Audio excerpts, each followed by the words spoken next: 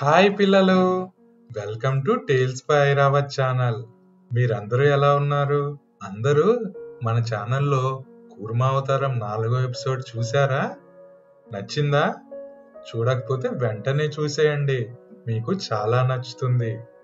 పోయిన ఎపిసోడ్లో మనం శ్రీ మహావిష్ణువు ఆజ్ఞ చేత దేవతలు రాక్షసులు కలిసి పాలసముద్రం చిలికి అమృతాన్ని సాధించడం చూసాం. తర్వాత ఏం జరుగుతుందో మనం ఈ ఎపిసోడ్ లో తెలుసుకుందాం. పాలసముద్రం చిలకగా మొదటగా కాలకూట విషం వస్తుంది. వచ్చిన కాలకూట విషాన్ని చూసి అందరూ భయపడిపోయి శివుణ్ణి ప్రార్థిస్తే శివుడు ఆ విషాన్ని మింగి తన గొంతులో దాచుకుంటారు. ఈ విషం గొంతులో ఉండటం వల్లనే శివుణ్ణి కంఠం నీలం రంగులోకి మారి ఆయన నీలకంఠుడిగా పేరుని పొందారు. ఆ తరువాత పాలసముద్రంలో నుంచి వరుణీ దేవత, సురాదేవత, అందమైన పారిజాత చెట్టు, కపిల ఆవు, ఇంకా ఎందరో అప్సరసలు సముద్రం నుండి ఉద్భవిస్తారు.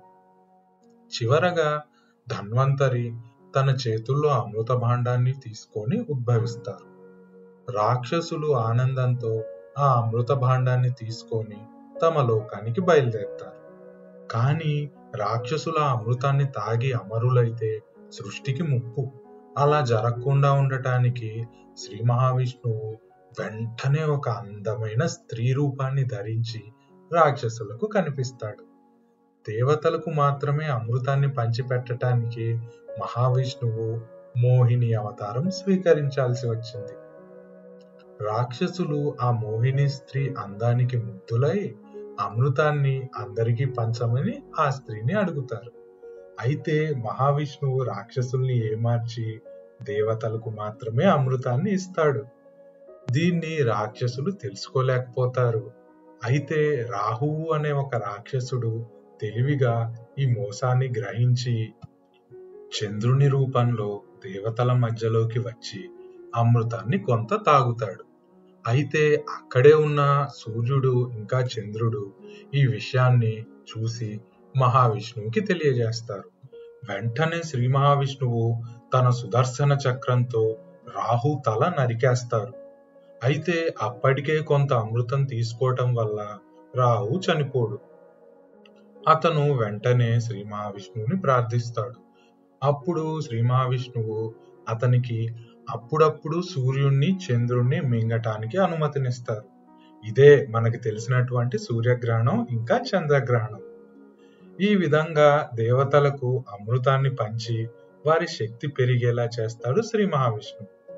పూర్తిగా శక్తివంతులైన దేవతలు వెంటనే రాక్షసులతో యుద్ధం చేసి తిరిగి స్వర్గం మీద ఆధిపత్యాన్ని సంపాదిస్తారు. ఇలా శ్రీ మహావిష్ణువు కూర్మావతారంలో వచ్చి దేవతలకు సాయం చేశారు.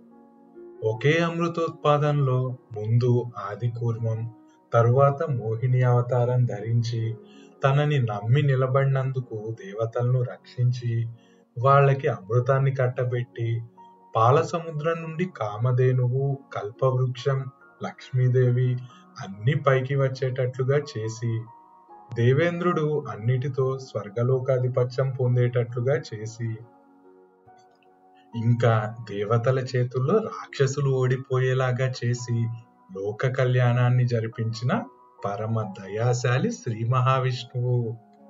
ఇంతటితో శ్రీ మహావిష్ణువు యొక్క 2వ అవతారమైన ఈ కూర్మావతారం కథ సమాప్తం అవుతుంది. మీకు ఈ కథ నచ్చిందని అనుకుంటున్నాను పిల్లలు. తర్వాత ఎపిసోడ్ లో మనం శ్రీ మహావిష్ణువు 3వ అవతారమైన ఆదివరాహపు అవతారం గురించి తెలుసుకుందాం. మీకు ఇంకా ఇలాంటి మంచి మంచి వీడియోలు కావాలంటే మన టేల్స్ బై ఐరావత్ ఛానల్ ని లైక్ చేసి సబ్స్క్రైబ్ చేయండి. తర్వాత వీడియో కోసం వెయిట్ చేయండి. ధన్యవాదాలు. నమస్కారం.